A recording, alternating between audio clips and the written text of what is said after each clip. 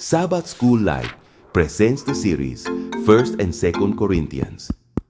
Lesson 4, Sin in the Church.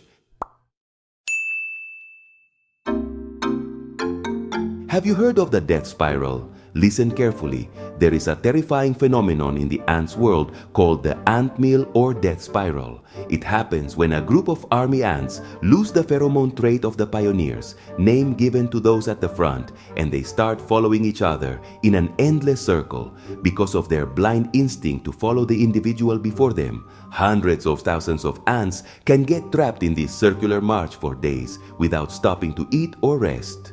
The spiral continues until the ants die from sheer physical exhaustion. But what can cause a disconnection from those at the front? Any sudden obstacle, a tree, a rock, a downpour, or anything that obliterates the trail of those at the front. Well, the Christians of Corinth suffered from this same disorientation when they allowed the obstacles of their culture and Greek philosophies to obliterate the trail of biblical teachings. They stopped following Jesus' footsteps and leaders like Paul to imitate the sins of those surrounding them, becoming trapped in a vicious circle of pride, divisions, and spiritual self-destruction.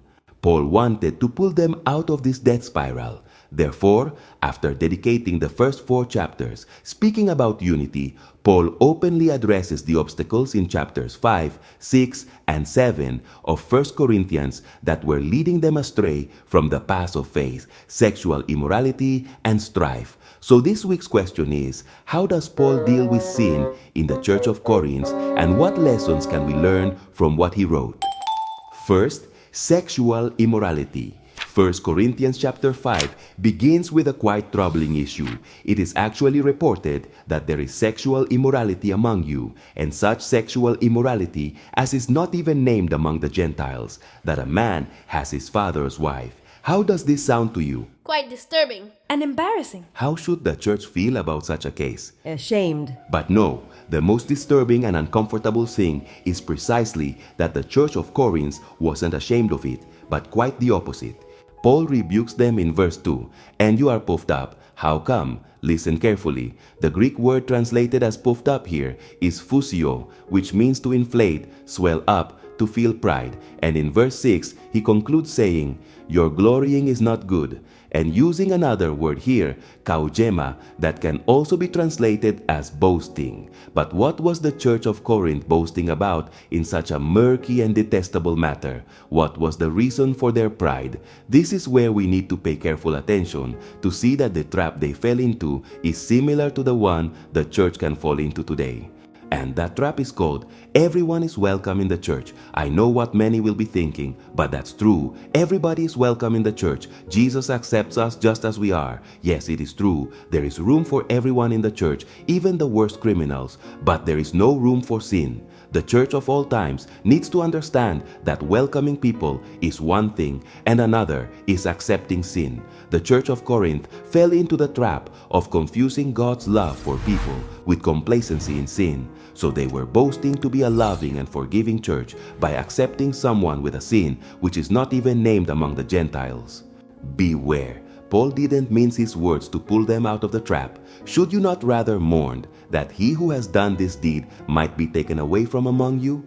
Deliver such a one to Satan for the destruction of the flesh. But now I have written to you not to keep company with anyone named a brother who is sexually immoral, or covetous, or an idolater, or a reviler, or a drunkard, or an extortioner, not even to eat with such a person. Does it sound harsh? Yes, it does. Is he talking about church discipline? Yes. Church discipline is biblical as long as it serves the purpose Paul clarifies in verse 5, that his spirit may be saved in the day of the Lord Jesus. Do you notice? Restoration. The church condemns sin, not the sinner, that the sinner may turn away from sin and not be condemned on the day of the Lord Jesus. Sexual immorality must not be allowed in the church. It's one of those obstacles that causes us to lose our way and fall into a sort of spiral death. Second, lawsuits. In 1 Corinthians 6, Paul mentions another obstacle that can lead the church astray: lawsuits. What is a lawsuit? When someone demands something from another, And the other person refuses. then they take the case to the judge. Exactly. Instead of resolving the differences as good Christians, the Church of Corinth were taking even minor cases to the judge. So Paul asked them, "Dare any of you, having a matter against another, go to law before the unrighteous and not before the saints? Do you not know that the saints will judge the world? And if the world will be judged by you, are you unworthy to judge the smallest matters?" Let's not be confused. Paul isn't talking about legal cases or criminal causes here. A crime must always be taken to the authorities. Period. Paul himself in Romans 13 says, "Let every soul be subject to the governing authorities, for there is no authority except from God, and the authorities that exist are appointed by God. Therefore, whoever resists the authority resists the ordinance of God, and those who resist will bring judgment on themselves." Do you notice? When there is a crime or a misdeed in the church, we must report it to the governing authorities. The problem is when we want to solve our little differences before the world, and that's what was happening in the church of Corinth. Paul uses the Greek word pragma to refer to something that one party had against the other. What is that something? Since it's a generic term, it's not entirely clear whether he is talking about the case of incest from the previous chapter. It could be a litigation between the father and the son of 1 Corinthians 5:1, or whether he's talking about other litigations in the church, a property dispute, a case of slander, or any other matter. The truth is that Paul really cared about protecting the church's identity before outsiders. How could a church airing all its dirty laundry in public be attractive? And that was before social media existed. What do you think Paul would write if a 21st century Chloe would tell him that the church is airing all its conflicts on Facebook, Instagram, and YouTube?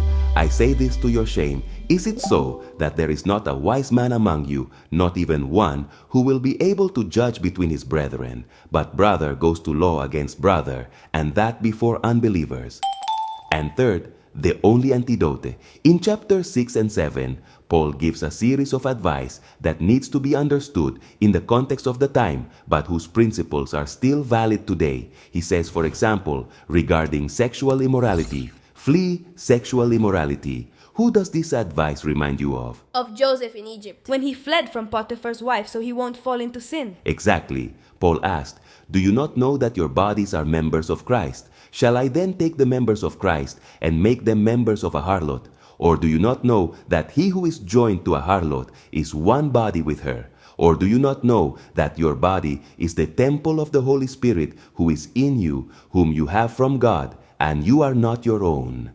Do you notice? From Christ, from the Holy Spirit, from God, you are not your own. The only antidote of the church has to avoid falling in the spirals of death in which the enemy wants to trap us is recognizing to whom we belong. The church doesn't follow human leaders. The church doesn't follow cultural trends. The church doesn't behave like the world. We are of God, and as long as we follow God's path and not the world's, we will never fall into a spiral of death.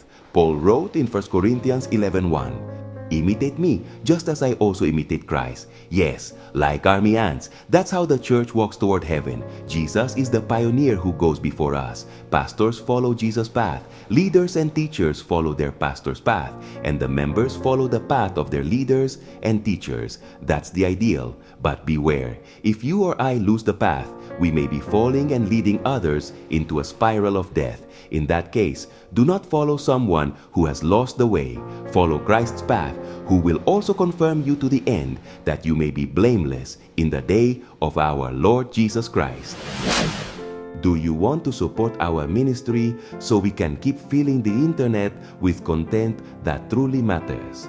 Content that educates the whole family around the message of Christ. Scan the QR code or visit the link in the video description and support us. Remember, together we can grow more.